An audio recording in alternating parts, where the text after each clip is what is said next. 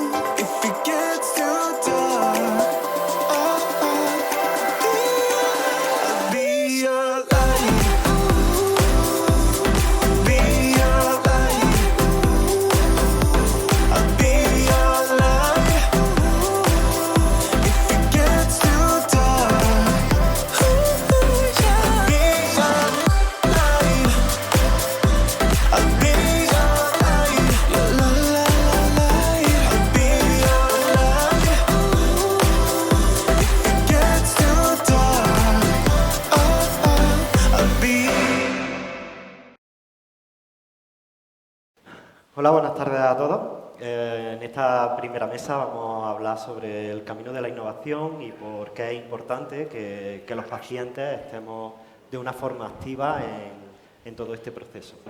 Tenemos tres ponentes. Está Manuel Barreiro con nosotros, aquí de forma presencial, es el presidente de GTECU y trabaja en la unidad de enfermedad inflamatoria intestinal del Hospital Clínico de Santiago de Compostela. También está Isabel Pineros, que es directora del Departamento de Acceso de Farmaindustria, entrará ahora de forma online. Y contamos también con Héctor Guadalajara, cirujano y jefe de servicio de cirugía general y del aparato digestivo de la Fundación Jiménez Díaz. Primero vamos a empezar con Isabel Pineros, creo que la tenemos por aquí. Buenas tardes, Isabel. Hola, buenas tardes a todos. Bienvenida. Lo primero que quería preguntarte un poco es el camino que se sigue en la innovación de los tratamientos y desde un ensayo clínico, cómo se diseña, cómo empieza y cómo los pacientes podemos participar y aportar más valor a estos ensayos. Bueno, en primer lugar, agradecer muchísimo la participación en este congreso. Que me hubiera encantado estar allí con todos vosotros, pero bueno, lamentablemente no puede ser. Y bueno, sobre todo, gracias por haber invitado a Farmaindustria a hablar o aportar en este congreso. Bueno, en primer lugar decir que la enfermedad inflamatoria intestinal es una enfermedad de la cual tenemos mucho todavía que conocer. Es cierto que en los últimos años se ha producido un gran avance en el conocimiento de la enfermedad, avance que ha ido siempre acompañado de la mano con la aparición de nuevos medicamentos. Nuevos medicamentos, ahora mismo tenemos desde los primeros medicamentos que se autorizaron, que se financiaron, medicamentos clásicos como los corticoides o los antiinflamatorios, tenemos las mesalatinas en las cuales han surgido nuevas formulaciones, ¿no?, que han permitido adaptar en función de la patología, en qué lugar se encuentre, adaptar la forma farmacéutica más adecuada para que llegue el medicamento a esa zona del intestino. Es decir, se ha seguido investigando a pesar de ser medicamentos que ya estaban conocidos. Luego tenemos los otros medicamentos, los inhibidores del sistema inmunitario, que también son todavía hoy por hoy muy utilizados. Y sin duda la gran novedad surgieron en el año 99 con los primeros medicamentos biológicos que hasta ese momento nunca habían sido utilizados en una enfermedad de origen gastrointestinal. Medicamentos biológicos de los cuales tenemos muchas moléculas, algunas de las cuales incluso ya tienen medicamentos biosimilares, con lo cual contribuyen, ¿no?, a la sostenibilidad del sistema, a aportar competencia. Y además se ha seguido investigando dentro de estos medicamentos biológicos, apareciendo nuevos principios activos o incluso aparecen nuevas formas de administración. Los primeros medicamentos biológicos eran para una administración intravenosa y han surgido nuevas formulaciones para que el propio paciente incluso pudiera administrarse las formulaciones subcutáneas. Pero a pesar de tener esos medicamentos biológicos, se ha seguido investigando apareciendo las moléculas, las llamadas los inhibidores de la JAK-quinasa, que son moléculas pequeñas. Es decir, podemos ver cómo a lo largo de todos estos años han surgido diferentes familias completas de medicamentos que contribuyen a buscar ese control que se quiere de la enfermedad que lo que se quiere fundamentalmente es tenerla bajo control, que no surjan desequilibrios y que no surjan brotes. Y es importante disponer de todos estos medicamentos.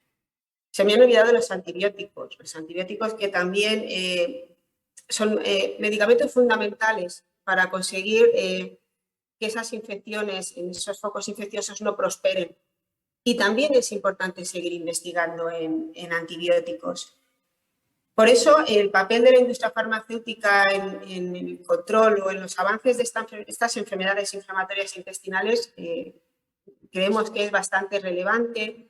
La industria farmacéutica sigue investigando, prueba de ello es los casi 1000 ensayos clínicos que se pusieron en marcha en el año 2021, a pesar de la pandemia, y cómo han ido surgiendo a lo largo de todo este tiempo muchas autorizaciones de nuevos principios activos. Esa parte es una parte que está regulada a nivel europeo. La investigación se realiza por la compañía farmacéutica, fundamentalmente, y cuando la compañía farmacéutica tiene el dossier preparado, lo presenta a una compañía, en este caso a la Agencia Europea del Medicamento, porque son procedimientos de autorización europeos, y esta Agencia Europea del Medicamento lo que determina es que el medicamento tiene calidad y, lo más importante, que es seguro y eficaz. Con esta autorización, que es a nivel europeo y que es la misma para todos los países de la Unión Europea, se va a pasar luego a la siguiente etapa. La siguiente etapa, que es la etapa de financiación y fijación de precio. Esta etapa de financiación y fijación de precio es una etapa exclusivamente de competencia nacional. La competencia la tienen en el Ministerio de Sanidad, la Dirección General de Cartera Común, que es una dirección general del Ministerio de Sanidad. Y el órgano que fija precio es la Comisión Interministerial de Precios de los Medicamentos. Allí es donde dirige la compañía farmacéutica, presenta su dossier de valor para que se realice a nivel nacional una evaluación terapéutica y económica de qué es lo que aporta además este medicamento para el Sistema Nacional de Salud. Paralelamente a este proceso de evaluación que se realiza en el Ministerio, se han creado, desde el año 2013, están funcionando los informes de posicionamiento terapéutico.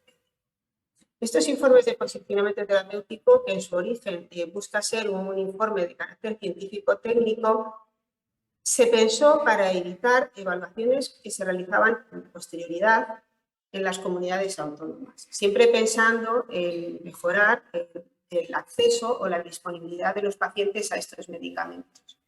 Pero sí que es cierto que en los últimos años todos estos procesos se han complicado bastante.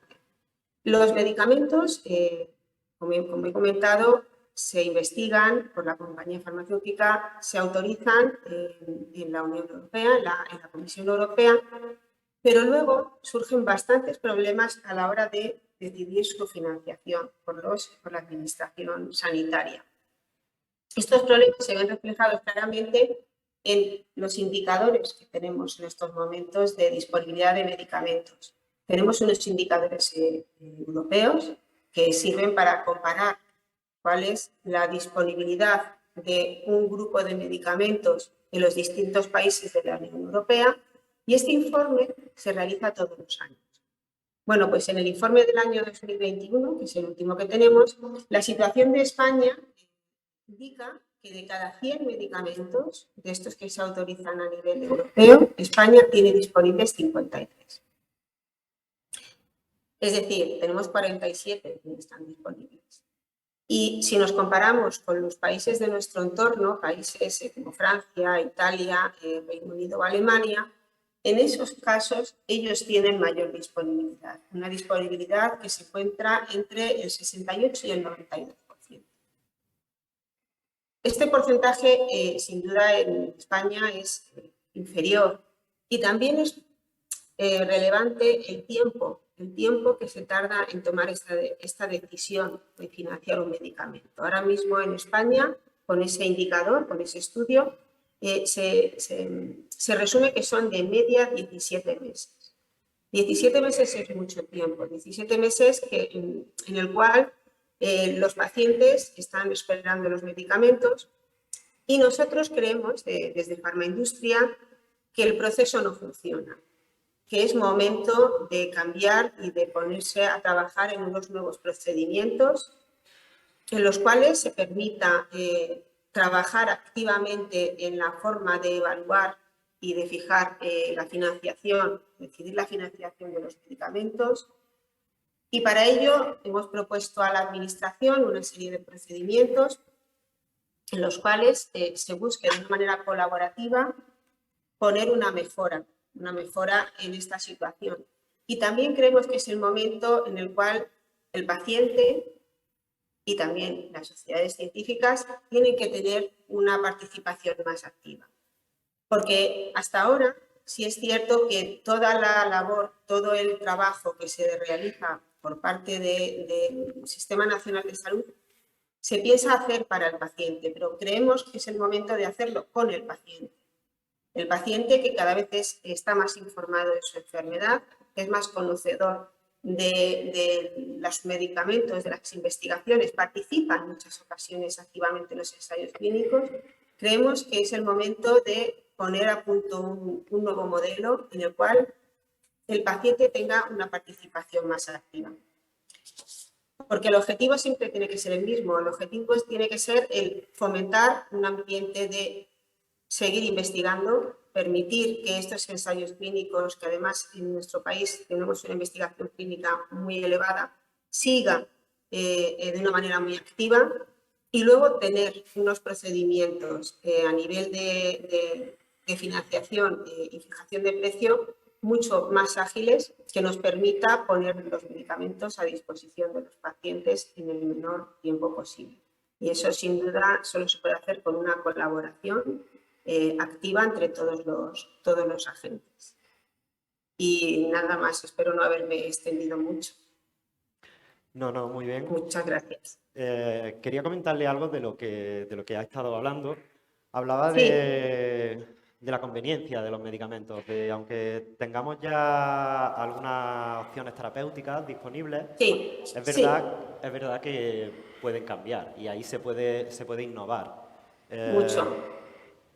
Creo que, como comenta, la participación activa de los pacientes en este tipo de ensayos para ver qué administración es mejor o preferible por el paciente, tenemos mucho que decir ahí. Y siempre lo hemos pensado desde las organizaciones de pacientes, pero es verdad que ahora mismo estamos en un momento, como comentabas, de mejora y de una participación más activa entre todos los agentes que estamos presentes, tanto los que diseñan las terapias en un inicio, como nosotros mismos como pacientes, que somos el objetivo final, ¿no?, de esta terapia. Muchísimas gracias por tu intervención y, bueno, como vamos un poquito justo de tiempo, vamos a seguir con la de Manu. Si tenemos algo de tiempo después, volveremos a conectar contigo. Muy bien, me quedo aquí escuchando. Gracias. Muchísimas gracias, Isabel. Bueno, vamos con Manu y a ver cómo pasamos esos tratamientos a la clínica y realmente qué situación tenemos ahora mismo con las terapias que hay y qué innovación hay en el futuro. Perfecto. Yo, cámara, si me levanto me matáis, ¿no? Porque como es el streaming, no, es que sentado hablo fatal, lo siento. A ver si no me caigo aquí, y espero no tapar, pero bueno, juro que no me muevo de aquí, para que lo veáis. Bueno, lo primero agradeceros, ¿no? Es un placer estar aquí, es decir, pues llevamos muchísimos años de relación con Julio, con Ruth, con todo el mundo, y la verdad es que para mí es un orgullo que seáis capaces de hacer el primer congreso y para mí es un placer estar aquí con vosotros. Yo he hecho una pequeña presentación, pero voy a intentar responder los puntos. Es decir, a ver... Nada, no os voy a decir... Os voy a explicar por qué es muy importante los tratamientos, pero desde el punto de vista no vuestro, que sois pacientes, desde el punto de vista de la sociedad. La enfermedad inflamatoria sigue aumentando una barbaridad. Por lo tanto, cada vez se van a necesitar más tratamientos. Es un problema global, ¿no? Es decir, no vamos a hablar de la campaña 1% porque lo sabéis, pero os puedo decir, esta es un poco la evolución de pacientes de mi área. Hemos pasado del 2005 de 855 a espero que haya 4.000 pacientes con enfermedad inflamatoria en un hospital de 500.000 habitantes, como es el de Santiago, en el año 2030. Por lo tanto, esto tenemos que tenerlo encima de la mesa, es un problema. Otro problema, que no sabemos la causa de la enfermedad inflamatoria. Aquí pongo el gusano de Dune porque no sabemos la causa y el gusano no sabían cuál era la causa de lo que pasaba en el planeta. Bien. Y claro, como hay todas estas causas, y vemos que muchas no responden a tratamientos, pues tenemos que buscar, bueno, pues targets, nuevos tratamientos, ¿no? Y esta es la típica diapositiva que ponemos en todos los congresos médicos, y os puedo decir que los médicos miran por otro lado, o sea que vosotros podéis mirar por otro lado porque casi nadie la entiende. Pero lo que os quiero decir es que hay multitud de causas distintas de enfermedad inflamatoria intestinal. ¿Y qué están buscando los nuevos tratamientos? Pues cómo revertir cada una individualmente, cada una de estas causas, ¿no? Es decir, lo que ha hablado antes el anterior ponente de los anti-TNF, de las interleuquinas, de las anticélulas dendríticas, de las vías JAK, de las vías MADCAM, es decir, es tal el conocimiento que hay, que tanto conocimiento muchas veces nos lleva a desconocimiento. Y también los objetivos, que es algo un poco por seguir evaluando. Cuando nos planteamos un tratamiento, el impacto personal, es decir, ya nosotros los médicos, en las últimas guías del año 2022, hablamos de discapacidad, calidad de vida, incontinencia, impacto personal, cuando buscamos un tratamiento.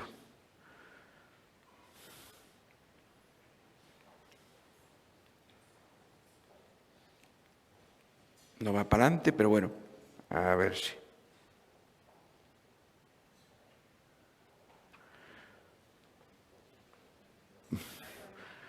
Otro reto, pasa de nosotros, sino el paciente anciano, ¿no? Es decir, no es lo mismo el tratamiento que vamos a buscar para un paciente joven que para un paciente anciano, porque cada vez hay más pacientes de mayor edad y los ensayos clínicos muchas veces no tienen este paciente en cuenta, que es un paciente con mayor riesgo de infección. Es algo que tenemos que tener en cuenta. Siguiente, por favor. ¿Y hasta dónde van los tratamientos? Pues esto es un poco la evolución que ha hecho mi compañera, pero bueno, os puedo decir los que van a venir en breve: risankizumab, etrasimod, guselkumab, upadacitinib, filgotinib, ozanimod, mirikizumab. Y de todos estos, probablemente algunos de vosotros estéis participando en algún ensayo. La siguiente.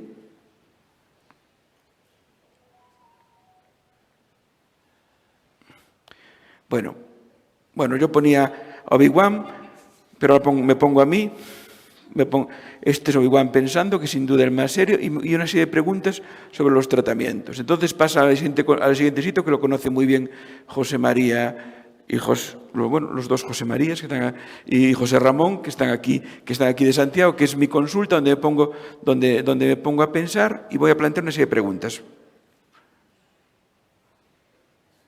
No me va, tiene que pasar. ¿Qué?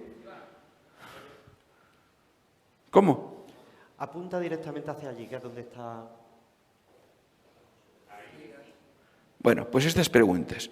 ¿Se acabarán los fármacos IV? ¿Por qué hacer ensayos? ¿Se acabará el placebo? ¿Y podremos pagar los fármacos? Son preguntas que a todos nos preocupan para el futuro. ¿Se acabará la medicación IV? Pues hay una tendencia a que casi todos los fármacos dejen de ser IV. Es decir, muchos de los fármacos nuevos solo tienen la inducción IV y el mantenimiento bien subcutáneo, o fármacos orales. Incluso fármacos clásicos como el infliximab o el vedolizumab ya ahora tienen la formulación subcutánea. Y bueno, pues las industrias piensan que se va a acabar muchas veces el fármaco IV y mi opinión personal es que no.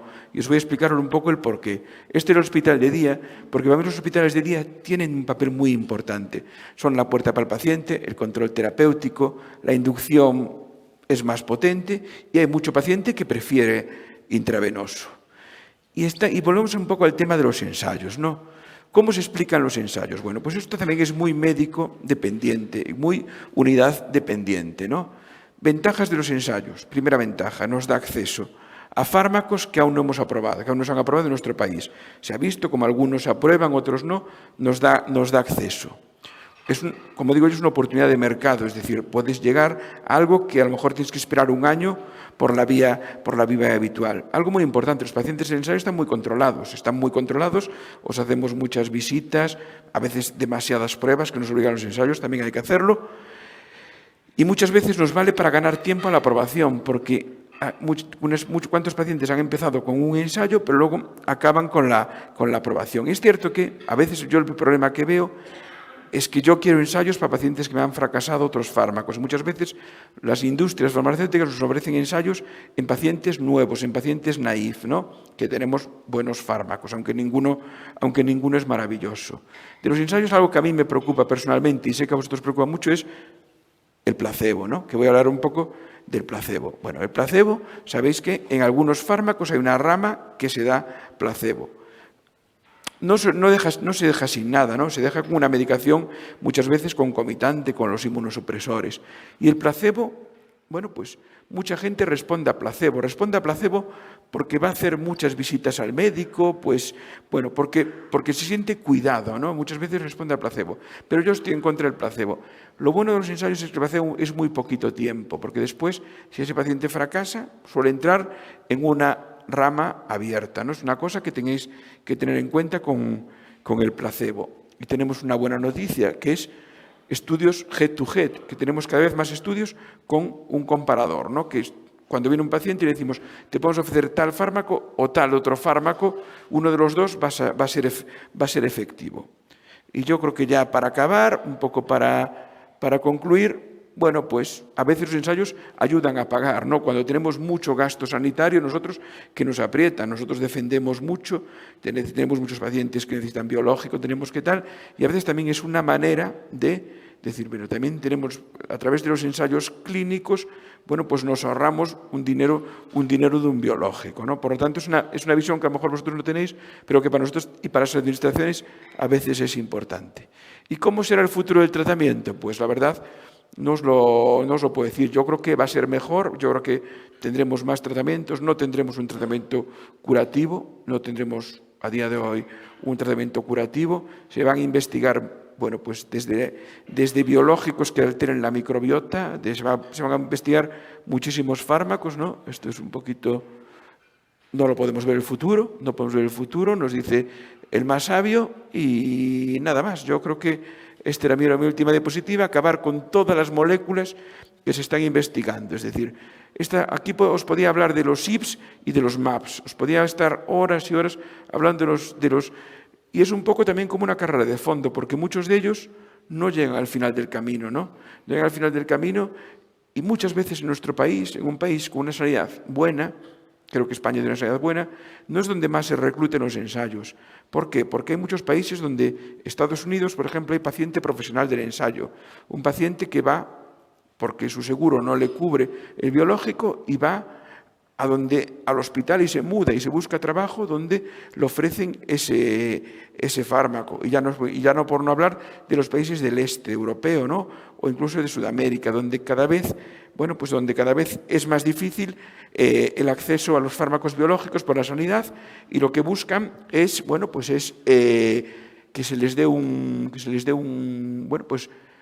el acceso a los fármacos es a través de los ensayos. Por lo tanto, yo estoy a favor de los ensayos, creo que los ensayos son un avance, creo que tenemos que escoger qué ensayos, no vamos a ofrecer a alguien que no necesita algo que tal, y muchas veces que los ensayos nos aporten algo distinto a lo que está aprobado. Y claro, y luego están los pacientes fuera de los ensayos, porque ¿qué porcentaje? pues ha tenido un cáncer, qué porcentaje tiene más de 75 años, qué porcentaje tiene menos de 18. Muchas veces, los ensayos, haber tenido un mantus positivo excluyen de los ensayos. Por eso, los ensayos también, bueno, pues tenemos que luchar, intentar luchar para que los criterios de entrada sean no los que piensa un señor americano que nunca ha visto un paciente, sino que esté el paciente delante, y los clínicos, que muchas veces en los diseños de ensayos clínicos no estamos los clínicos, está una persona de una compañía al que le han, bueno, pues que se dedica a eso, pero que no le ha preguntado a un clínico si realmente hacer una colonoscopia a los 40 al mes en un paciente de Crohn tiene valor o no tiene valor, porque a lo mejor, si nos preguntan a nosotros, pensamos que a lo mejor no hay que hacerla ahí, ¿no? Entonces, también es otro hándicap que tenemos. Y yo creo que era mi última diapositiva, ¿no? Mi ventana, mi visión, acabando con la mejor película de todas y acabando, si se me ve, pues dale tú con la mejor ciudad de todas, que es Santiago, ¿no? Entonces así, y nada más. Pues, vuestras preguntas.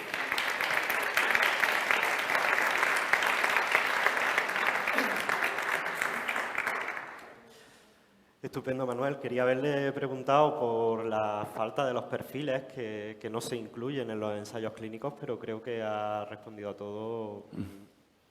Aunque parecía que hablaba de otra cosa, intentaba responderlo. Soy gallego. Sí, directamente me ha respondido a las preguntas mientras las iba anotando.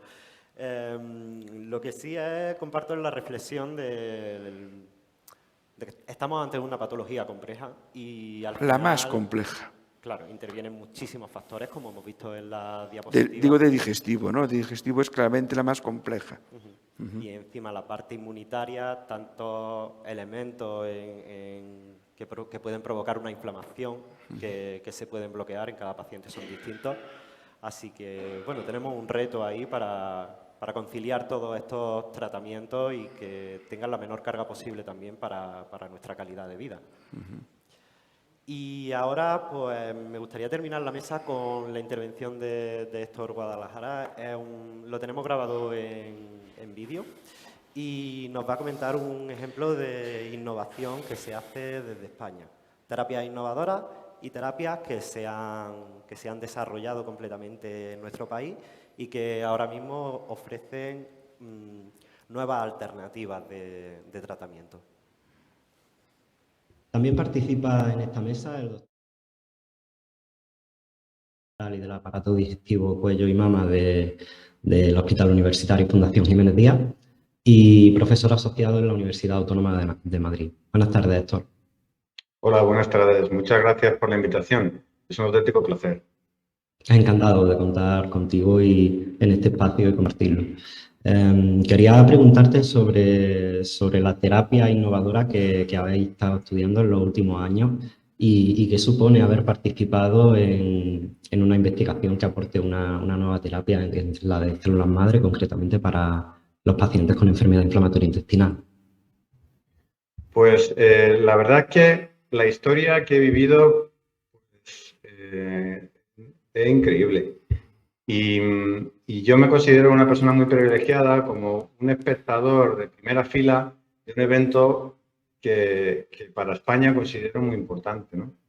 Unos investigadores españoles como Damián García Olmo y Mariano García Herranz han puesto en marcha una investigación que desde el laboratorio, desde las pipetas, desde los cultivos, desde las salas de cultivos, hemos sido capaces de llevarlo pues, a que los pacientes se beneficien de esto, ¿no?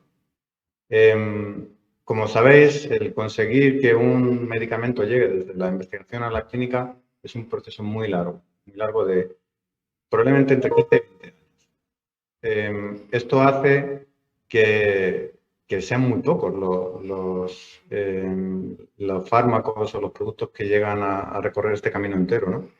Y en concreto la terapia celular para la enfermedad de Crohn, es el primer fármaco que se produce en España, desde que se tiene la idea hasta que se comercializa, ¿no?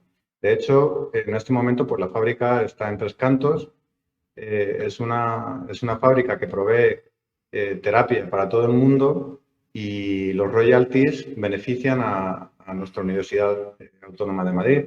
lo cual, pues, como digo, pues es una historia que considero muy exitosa y de la cual pues, he sido espectador desde el minuto uno, ¿no? Que he visto los primeros estudios, los primeros ensayos, hasta visitar los diferentes países para que compañeros cirujanos pues, aprendan a utilizar la tecnología que hemos desarrollado en nuestros hospitales. Verdaderamente para mí es un verdadero privilegio. Efectivamente, es un caso de éxito y de la investigación en la sanidad española que normalmente no solemos llegar a estas cotas de impacto. Y de hecho, el artículo que publicasteis con el doctor García Olmo hace unos años tiene bastantes citas en Google Scholar. ¿Nos podrías comentar un poco más de en qué consiste esta terapia con células madre? Pues mira, la terapia celular es un poco busca ser como el primer peldaño que queremos subir en búsqueda de la regeneración de tejidos, regeneración del organismo, ¿no? Yo siempre tenía la imagen esta de la ciencia ficción, que eras capaz de con un bisturí láser reparar una herida y que al final termina la escena y ahí parece que no ha pasado nada, ¿no? Siempre tenemos un poco esa idea los cirujanos en la cabeza porque es nuestro principal caballo de batalla, la cicatrización. Esta es la pelea de un cirujano en concreto, como yo, un cirujano colorectal, donde no solo hacemos heridas y heridas grandes, sino que además las hacemos en entornos muy sucios, como es el intestino y en la región perianal. Entonces, para nosotros la cicatrización es buscamos aliados para resolver este problema tan grande, ¿no? Y como digo, en el proceso de alcanzar la regeneración esta que cuento que vemos en las películas de ciencia ficción, creemos que hemos podido llegar a dar el primer paso acercándonos a esto. Obviamente, la terapia celular, de momento, no podemos considerarlo como una terapia regenerativa, pero yo espero que cuando esta tecnología evolucione, avance y la veamos crecer, pues sí que vayamos dando pasitos a favor y acercándonos a esta regeneración completa de los tejidos. Exacto. ¿Respondo con esto tu pregunta? Sí, claro, por supuesto. Hablabas de que es un poco como ciencia ficción, que es verdad que hace 15, 20 años lo podíamos ver en películas y en el cine, pero hoy en día pues es una terapia que se está aplicando ya en clínica y que, como dices, evolucionará y seguiremos siendo más precisos con esta terapia para conseguir una mejor cicatrización y regeneración. Y además del ámbito de la terapia celular, también está investigando últimamente en otros aspectos también, como las decisiones compartidas y el tema de más cercano, más de contacto con los pacientes. ¿Nos puedes comentar un poco sobre esto? Así es, la verdad es que estamos viviendo un cambio del cual pues me entristece un poco decir que creo que los médicos somos los últimos en darnos cuenta de que esto está siendo así, ¿no? Porque son sociedades como la vuestra las que ponen el acento en que esto hace falta, ¿no? Pero en realidad es que esto es una ola que viene, que observamos que todavía está lejos, que se nos va acercando, pero parece que todavía no corremos peligro, por decirlo de alguna manera, pero en realidad está ahí, va a llegar. De hecho, hay otros países en los que esto está muy, muy asentado ya, ¿no? Si nosotros tuviéramos la capacidad de maniobra y la capacidad de reacción para adaptarnos o para prepararnos a que esto llegue, yo creo que lo podríamos hacer muy bien. Sin embargo, si miramos para otro lado y hasta que no quede más remedio no entremos a resolver este problema de incorporar a los pacientes en la toma de decisiones, de colaborar en sus tratamientos, pues es que tengo la impresión de que nos va a arrollar. Y un poco, pues como vosotros, yo pues me siento en la obligación de expresar la necesidad de pensar sobre ello, ¿no? Cuando uno mira la literatura, a ver qué hay escrito acerca de esto, encuentra toneladas de tinta impresa sobre decisiones compartidas. Pero lo que también es verdad es que esto no se acompaña de un ejercicio práctico, ¿no? De hecho, cuando entrevisto con compañeros norteamericanos, por ejemplo, para preguntarle, ¿y allí qué es lo que pasa? Porque aquí esto ya es real, esto es, lo tienen que hacer por obligación, ¿no? Pues allí lo que traducen en las decisiones compartidas es: tome usted este paquete de 500 folios, se lo estudia y luego, una vez se lo ha leído, ya viene y me lo cuenta. Y si me lo cuenta bien, pues ya lo creo. Esto no es decisiones compartidas, ¿no? Y es lo que a mí me gustaría evitar y que seamos capaces, pues, de tener herramientas para poder entregar esta información de una forma más interesante a los pacientes, que sirva a los médicos pues para definir el perfil de ese paciente y de hacia qué lado es más previsible que vaya a inclinarse, si hacia opciones terapéuticas más agresivas o menos agresivas, ¿no? Yo las decisiones compartidas, como he pensado mucho en ello, creo que la definición más precisa es un planificador de outcomes. Los prompts y los PREMs, que también es algo que está muy de moda y es muy importante tener en mente, que son cómo un paciente percibe el resultado de una operación. Digamos que nos retrotraemos un paso atrás y lo que estamos haciendo es ayudar al paciente a planificar esos outcomes. Esto es como yo entiendo cómo defino las decisiones compartidas. Es verdad que hay mucha literatura sobre decisiones compartidas, pero que luego el que lleguen a los pacientes y seamos, porque claro, para que haya una decisión compartida tenemos que entender lo que implica esa decisión. No, como comentas, leernos 500 folios y bueno, luego preguntar. No, tiene que ser un lenguaje accesible y tiene que ser algo que sea de verdad efectivo. Así que también me parece un terreno bastante innovador. Y por último ya comentarte, o sea, que nos comentara algo final a tener en cuenta, un mensaje final sobre la innovación y este cambio que estamos viviendo. Pues yo resumiría con una frase solo: esto es solo el principio. Yo creo que hay mucho que recorrer y hemos puesto los cimientos y sociedades como la vuestra nos da empuje y ganas para seguir adelante. Esto es solo el principio. La imagen esta de ciencia ficción, no sé si lo veré, pero vamos a intentarlo. Y las decisiones compartidas, yo creo que el día que en España tengamos que hacerlo porque no quede más remedio, estaremos preparados.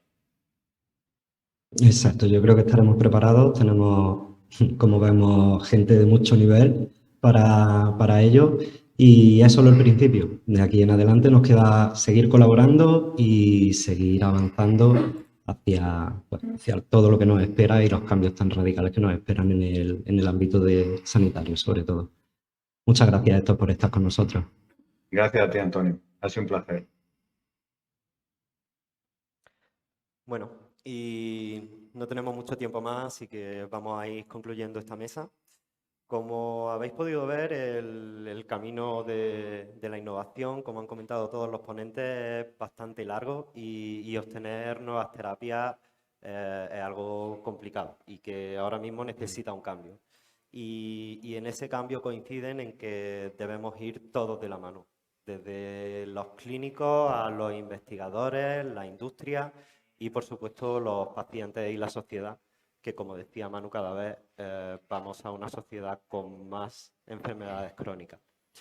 Así que con esto podemos concluir. Vemos que hace falta que sigamos juntos, que vamos a hacer más y que estáis viendo que somos uno. Así es como seguiremos adelante y podremos encontrar soluciones cada vez más innovadoras y tener cada vez más terapias que se ajusten correctamente a las necesidades de cada paciente.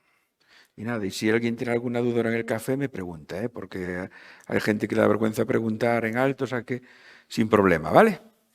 Un momento, he visto que salía Noelia por aquí. Noelia, Isabel.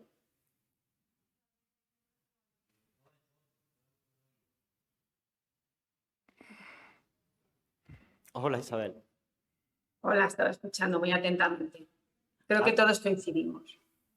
Eso le iba a preguntar. ¿Alguna reflexión final tras la ponencia de los compañeros? Pues que efectivamente los avances llegan más lejos si se hacen entre todos. Muy bien, pues concluimos esta primera mesa.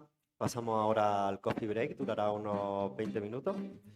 Y a las 6:15 más o menos comenzamos con la siguiente mesa de debate.